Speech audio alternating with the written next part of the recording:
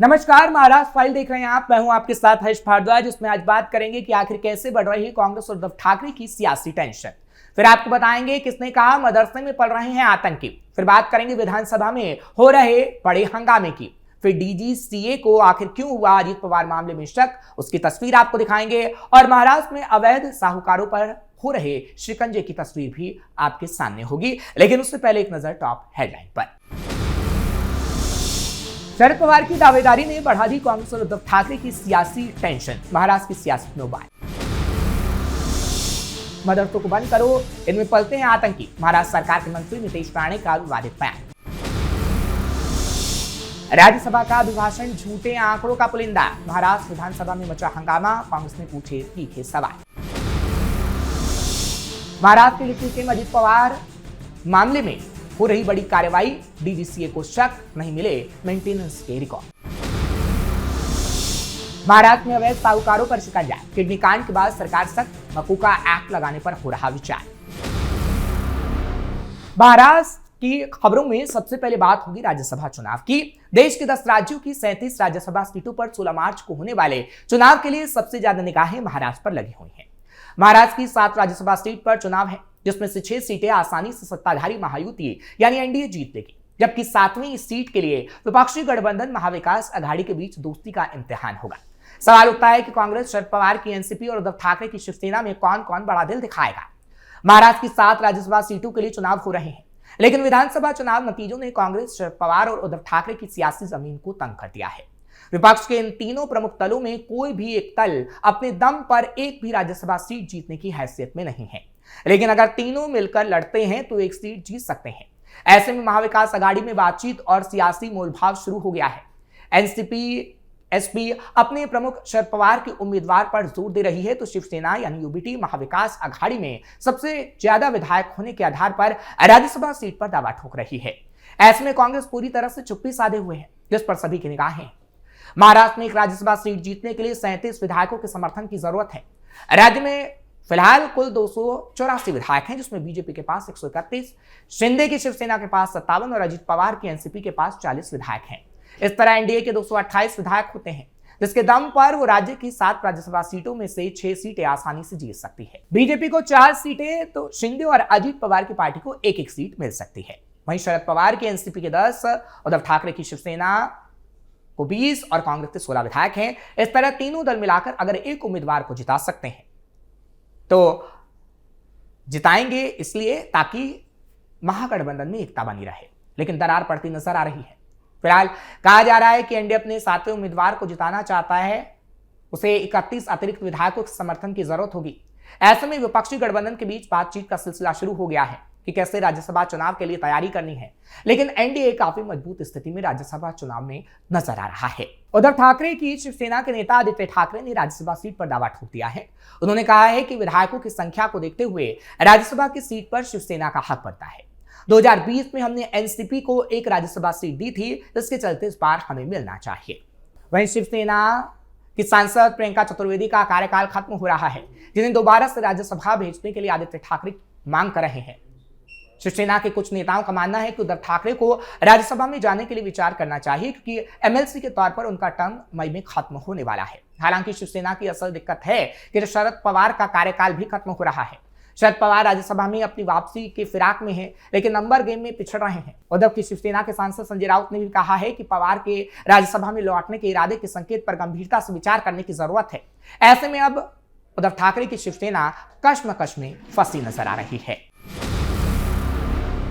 अब बात करेंगे नीतीश राणे की, उनके विवादित बयान की, कि महाराष्ट्र के बंदरगाह विकास मंत्री और बीजेपी नेता नीतीश राणे ने बुधवार को मदरसों को आतंकवादियों के लिए पनपने की जगह बता दी। उन्होंने कहा कि वो मुख्यमंत्री देवेंद्र फडणवीस से राज्य में इस्लामी स्कूलों को बंद करने का आग्रह कर रहे हैं। विधानसभा भवन परिसर में पत्रकारों से बात करते हुए उन्होंने अपने हमले को और तीखा बनाने के लिए एक वायरल वीडियो का हवाला दिया, जिसमें कथित तौर पर एक मौलवी एक छात्र को पीटते हुए दिखाई दे रहा था। उन्होंने कहा, अपने बच्चों को पीटते हुए मौलवी का वीडियो देखा है। ये सावंतवाड़ी का है, जो मेरा गृह राज्य जिला है, और मैं जिले का पालक मंत्री भी हूं। आपको जल्द ही पता चल जाएगा कि उनके खिलाफ क्या सख्त कार्रवाई होने वाली है। राणे सिंधुदुर्ग जिले के कंकावली विधानसभा क्षेत्र का प्रतिनिधित्व करते हैं। नीतीश राणे ने कहा कि मैं उन्हें ऐसा सबक सिखाऊंगा कि अगली बार बच्चों के साथ ऐसा करने से पहले उनके हाथ कांपेंगे। बीजेपी नेता ने मदरसों की जरूरत पर भी सवाल उठाया। उन्होंने कहा, मदरसों की जरूरत ही क्यों है? यही मूल प्रश्न है। ये मदरसे आतंकवाद के गढ़ हैं, यहीं पर आतंकवादी तैयार होते हैं। राणे ने कहा कि वो जानना चाहते हैं कि क्या कोई इस्लामी देश हिंदुओं के लिए ऐसे स्कूलों की अनुमति देता है जहां केवल भगवत गीता पढ़ाई जाती है। उन्होंने कहा, हमें ऐसे मदरसों को क्यों बढ़ावा देना चाहिए? अगर आप कुरान पढ़ाना चाहते हैं तो उसके लिए मस्जिदें हैं। कभी कभी इन मदरसों में हथियार मिलते हैं तो कभी कभी बच्चों की पिटाई जैसी घटनाएं सामने आती हैं। ये मदरसे बंद होने चाहिए। मंत्री ने कहा कि इस्लामिक स्कूल को लेकर उनका रुख स्पष्ट है। उन्होंने दावा किया कि मैं मुख्यमंत्री से बात करूंगा और उनसे सभी मदरसों को बंद करने के लिए कहूंगा, क्योंकि यहां आतंकवादी पैदा होते हैं। इन टिप्पणियों पर प्रतिक्रिया देते हुए हालांकि समाजवादी पार्टी के नेता अबू आसिम आजमी ने कहा है कि भारत के किसी भी मदरसे में कोई भी आतंकवादी गतिविधि नहीं होती है।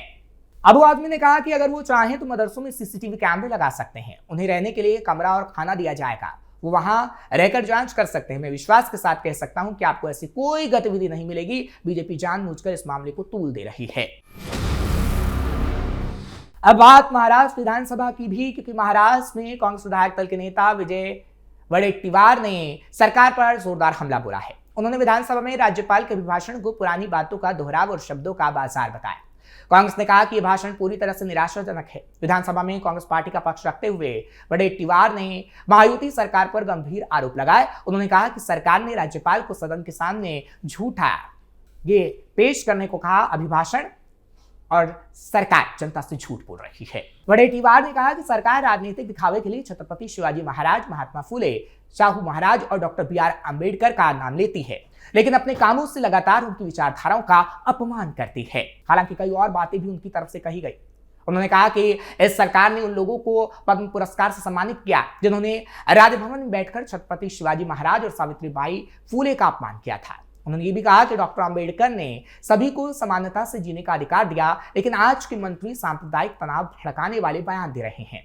कांग्रेस नेता ने सरकार के आर्थिक अनुमानों पर भी सवाल उठाए। उन्होंने कहा कि सरकार पहले 2024 तक $1 ट्रिलियन की अर्थव्यवस्था का वादा कर रही थी। अब वो उस वादे को भूलकर 2047 के विजन की बात कर रहे हैं। सब वादे झूठे हैं। सरकार अपने वादे को भूल जाती है और फिर नया वादा ले आती है। अब बात करते हैं अजीत पवार की भी, क्योंकि महाराष्ट्र के उप मुख्यमंत्री अजीत पवार प्लेन क्रैश मामले में इस्तेमाल VSR ventures private limited airlines के जिस एयरक्राफ्ट का इस्तेमाल किया गया था, उस एयरक्राफ्ट समेत अन्य प्लेन के कंपनी के पास मेंटेनेंस रिकॉर्ड ही गायब मिले हैं।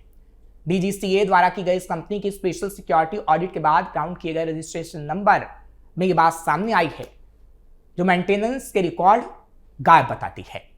सूत्रों का कहना है कि डीजीसीए ने जांच के दौरान इस पहलू को भी ध्यान में रखते हुए कंपनी के हवाई जहाज और रिकॉर्ड की जांच की, जिसमें ये कमियां पकड़ में आई हैं। अब इस कंपनी के ग्राउंड किए गए 4 प्लेन को उस वक्त तक नहीं उड़ाया जा सकेगा जब तक कि इनमें मिली कमियां और लापता मेंटेनेंस रिकॉर्ड डीजीसीए को नहीं मिल जाते। सूत्रों ने बताया कि मेंटेनेंस रिकॉर्ड न मिलने से डीजीसीए को यह पता नहीं लग पा रहा है कि इन एयरक्राफ्ट को कितने घंटों तक उड़ाया गया था। क्या इनकी नियम समय पर मेंटेनेंस और सर्विस कराई जा रही थी, यानी नियमों के अनुसार? इनके खराब हुए पुर्जों और अन्य उपकरणों को समय पर बदला गया या नहीं? शक है कि जिस एयरक्राफ्ट में महाराष्ट्र के उप मुख्यमंत्री अजीत पवार सवार थे, उस एयरक्राफ्ट की मेंटेनेंस में भी भारी लापरवाही बरती गई थी। खबरों के आखिर में बात करते हैं महाराष्ट्र सरकार के एक बड़े एक्शन की। दरअसल महाराष्ट्र सरकार ने पूरे राज्य में अवैध साहूकारी करने वालों के खिलाफ बड़ी कार्रवाई शुरू कर दी है। विधानसभा में गृह राज्य मंत्री पंकज भोयर ने बताया कि सरकार इन अवैध गतिविधियों को रोकने के लिए मौजूदा कानून को और भी कड़ा बनाने जा रही है। उन्होंने कहा कि महाराष्ट्र मनी लैंडिंग यानी रेगुलेशन एक्ट 2014 में जरूरी बदलाव किए जाएंगे। सदन में यह चर्चा चंद्रपुर के एक किसान से जुड़ी दुखद घटना पर हो रही थी। उस किसान को 8 लाख रुपए का कर्ज चुकाने के लिए अपनी किडनी बेचने पर मजबूर होना पड़ा था। मंत्री ने कहा कि सरकार इस मांग पर गंभीरता से विचार कर रही है कि दोषी साहूकारों पर सख्त मकोका कानून के तहत मामला दर्ज किया जाए। हालांकि चंद्रपुर के इस मामले में अब तक 6 ऐसे साहूकारों को गिरफ्तार किया गया है जो बिना लाइसेंस के काम कर रहे थे। प्रशासन ने उनकी संपत्ति जब्त करने के आदेश भी जारी कर दिए हैं। पीड़ित किसान को किडनी निकालने के लिए कंबोडिया ले जाया गया था। इस पूरे मामले की गहराई से जांच के लिए एक विशेष जांच टीम यानी SIT बनाई गई है। यह टीम एक अंतर्राष्ट्रीय अंग तस्करी गिरोह का पर्दाफाश करने में जुटी है। जांच में चौंकाने वाले खुलासे अब धीरे धीरे हो रहे हैं। पीड़ित किसान ने 9,15,000 रुपए के मूल कर्ज के बदले साहूकारों को 48,53,000 रुपए चुका दिए थे।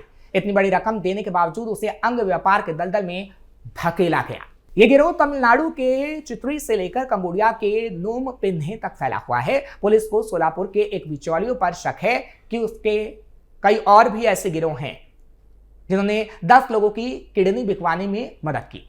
इस मामले में अब तक कुल 8 गिरफ्तारियां हो चुकी हैं। सरकार ने अवैध साहूकारों को रोकने के लिए हर जिले में कलेक्टर की अध्यक्षता में 3 सदस्यों वाली कमेटियां बनाई हैं। ये कमेटियां अवैध साहूकारों पर कड़ी नजर रखेंगी और हर 3 महीनों में सरकार को अपनी रिपोर्ट सौंपेंगी। हालांकि सरकार ने ये कहा है कि किसानों के मामले में कोई भी कोताही नहीं बरती जाएगी और किसानों के मामले में सरकार पूरी तरीके से सजग है। कैसे किसानों का फायदा होना है और अगर साहूकार अपनी मनमानी कर रहे हैं तो कैसे उन पर कार्रवाई की जानी चाहिए।